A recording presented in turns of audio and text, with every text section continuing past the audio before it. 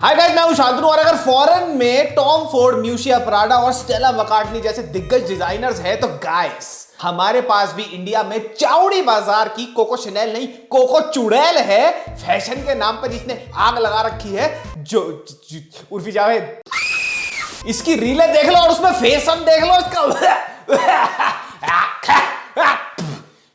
अफसोस शांतनु बच नहीं सका। ये सन करती हैं ये मैडम की। इनकी रीलें देख के और इनके खुद के डिजाइन करे हुए कपड़े देख के ना मुझे पथरी का दर्द साला फेफड़ों में होने लगा और मेरी नाभि 3 इंच दाएं को सरक गई। कभी सीमेंट की बोरी में से बिल्लाउज, चटाई में से पेटीकोट और फटे मोजों में से साले दस्ताने। अब तो गारंटीड है कि अपने पुराने कच्चों को मैं फेंकूंगा नहीं, इसको पार्सल कर दूंगा, क्या पता इसका ट्यूब टॉप बन जाए उनमें से। बट बहरहाल, अगर तुम्हें सीधा फलाइन सिंघाड़ा फैशन वीक की शो स्टूपर पे, जिसने फैशन का मेंगू शेक बना के गटक लिया है, उस पे वीडियो चाहिए तो कमेंट में लिखते जाना। अब बात करते हैं डार्लिंग्स की ऑनेस्टली सेइंग में।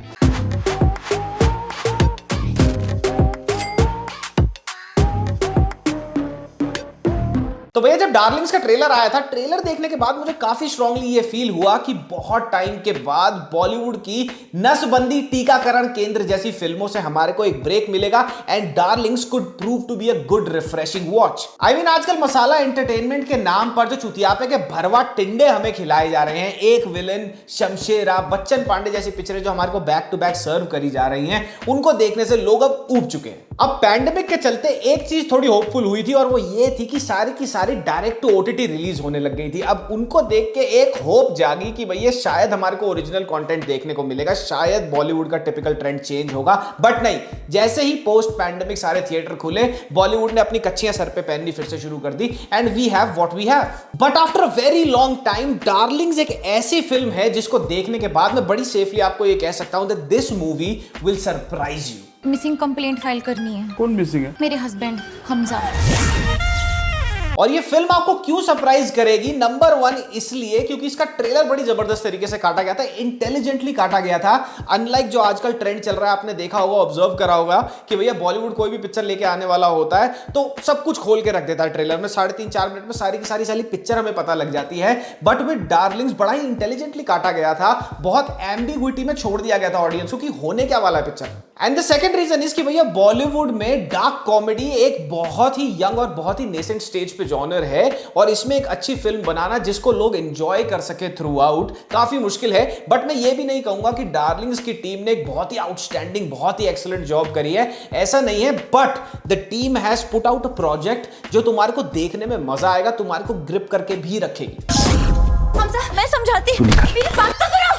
तो पिक्चर की कहानी रिवॉल्व करती है around the married life of Alia Bhatt and Vijay Varma, जो एक लोअर मिडिल क्लास मुस्लिम तबके से बिलोंग करते हैं। इस फिल्म में डार्क कॉमेडी के थ्रू हमारे को एक तस्वीर दिखाई गई है जो हमने पहले भी बॉलीवुड में काफी फिल्मों में देखा है, और वो तस्वीर है उन औरतों की जो मार्जिनलाइज कम्युनिटीज से आती हैं, ज्यादा पढ़ा लिखी नहीं है, उनके पतियों के पास ही नौकरी है, पति ही घर चलाते हैं, वो बेचारी कुछ नहीं कर सकती और उनके पति उनको कितना मारते पीटते हैं। बट यहाँ पे ट्विस्ट ये है कि उसको instead of making complete all out emotional drama, इन्होंने उसको डार्क ह्यूमर का फेस दे दिया।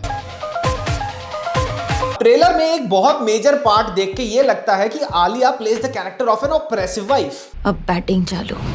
वो विजय वर्मा को मार रही है, उसको स्ट्रैंगल कर रही है, उसको जबरदस्ती मुंह में लिक्विड ठूस रही है एंड फलाना ढमकाना बहुत कुछ कर रही है। तो ट्रेलर देख के ये लगता है कि भैया Alia is in the negative role, किस्मत ने वाट लगाई। And Vijay Varma's character on the other hand, ये ट्रेलर देख के झलकी मिल गई थी कि शायद इसका कैरेक्टर डोमेस्टिक वायलेंस में इंडल्ज हो सकता है।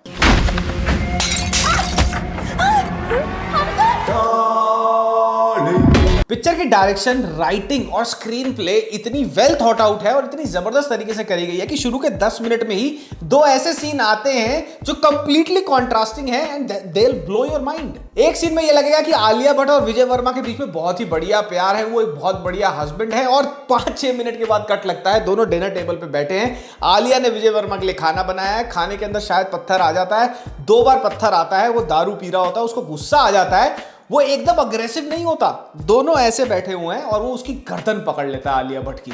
It will come out of nowhere and that's the beauty of this writing. Although शुरू के 15-20 मिनट में ही तुम्हें पता लग जाएगा ये पिक्चर डोमेस्टिक वायलेंस पे है, आलिया को वो पीटता होता है विजय वर्मा, बट जब भी तुम कोई डोमेस्टिक वायलेंस का सीन देखोगे और तुम्हें लगेगा अब आलिया ये करेगी, इसके बाद ये होने वाला है, ऐसा कुछ भी नहीं होता है। इनफैक्ट जब आप shot after shot, sequence after sequence Alia Bhatt को डोमेस्टिक वायलेंस का शिकार होते देखोगे और देखोगे कि यार ये कोई रिटेलिएशन क्यों नहीं करती, जब भी वो मार रहा होता है ये बचाती क्यों नहीं अपने आप को, भाग क्यों नहीं जाती, छोड़ क्यों नहीं देती इसको, पुलिस में कंप्लेंट क्यों नहीं कर देती, इसको जेल क्यों नहीं भेज देती, फिर आपको ये लगेगा कि यार ये डिलूजनल तो नहीं है, ये हर बार इसके बाद वापस आ जाती है। And there is where the twist is.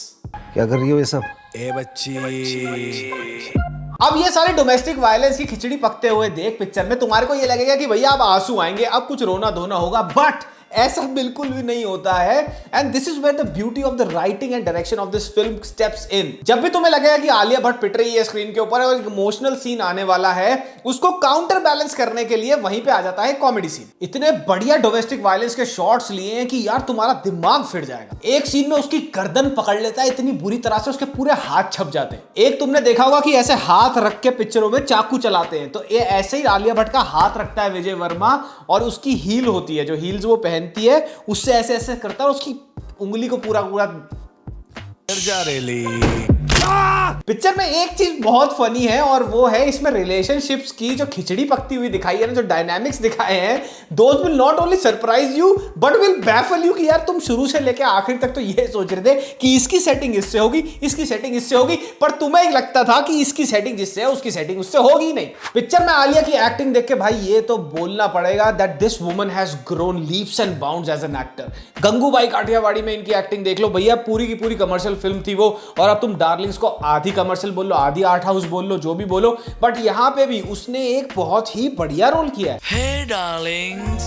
विजय वर्मा हमेशा से एक प्रूवन एक्टर रहे हैं और इस पिक्चर के अंदर भी he has yet again proved his metal कि इस भाई को जो मर्जी रोल दे दो ही विल नेल इट। कभी कभार ठीक है सर, लेकिन ये रोज तो मत करवाओ, TCM। और अगर आपको ये लगता है कि ये पिक्चर सिर्फ आलिया भट्ट और विजय राज पे पिवटेड है, ऐसा नहीं है। आलिया भट्ट की मां का रोल प्ले किया है शिफाली शाह ने, और क्या रोल प्ले किया है यार, मजा आ जाएगा तुम्हारे को देख के। चूहे मारने की दवा खाने में डाल दे, जिंदगी भर दारू नहीं पिए। Now just when you start thinking कि पिक्चर एंटरटेनिंग है, पिक्चर ग्रिपिंग है, सब कुछ अच्छा है, जो कि है भी, मैं ये नहीं कह रहा कि नहीं है, 1-1.5 घंटे के बाद ये पिक्चर 20-25 मिनट के लिए लैग करने लग जाती है। जिस हिसाब से ये पिक्चर पैन आउट होती है ओवर 2 hours 14 minutes, आपको देख के ये लगेगा कि 1.5 घंटे में ये पिक्चर बहुत ही बेहतरीन बन के निकलती। स्टोरी में लूप होल्स भी हैं, ऑल्दो बहुत ज्यादा ग्लेयरिंग नहीं है, बट बहुत इजीली नोटिसेबल है और आपको लगेगा देख के यार ये क्या हो रहा है, ये तो ऐसे पॉसिबल ही नहीं है। बट मेरी बात मान लो, लास्ट तक देखना, मजा आ जाएगा तुम्हें लास्ट में इसका क्लाइमैक्स देख के। इस पिक्चर की डायरेक्टर है Jasmeet K Reen, and you would be surprised, और मैं भी इक्वली सरप्राइज था ये जानकर कि ये की पहली पिक्चर थी as a director, and hats off to her work man. Director ने दिमाग लड़ा के हर चीज को सिलेक्ट किया है, right from the set design, production design, की भाई क्या तहजीब से वो बोलेगी लड़की, लड़का कैसे बोलेगा, आसपास वाले पड़ोसी कैसे एक्ट करेंगे, चौल में क्या एनवायरनमेंट रहेगा, मतलब पूरी की पूरी आसपास की मस्जिद में क्या अनाउंसमेंट्स हो रही हैं चीजों को लेके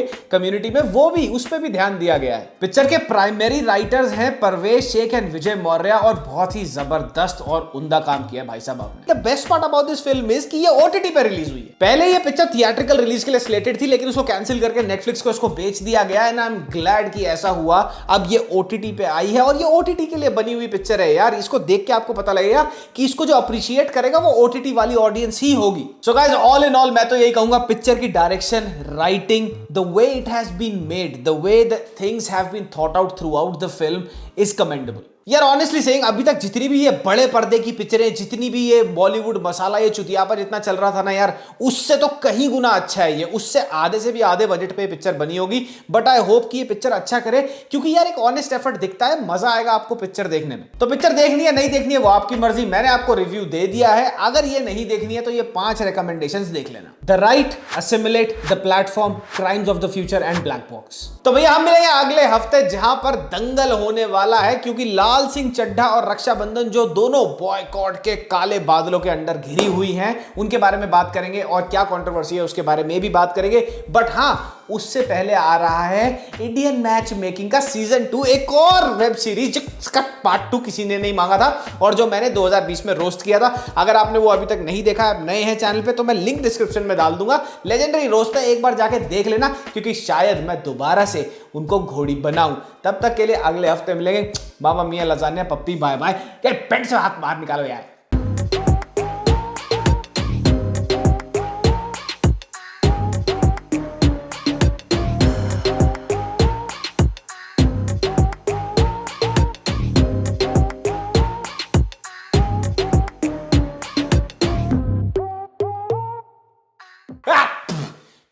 अफसोस शांतनु बच नहीं सका।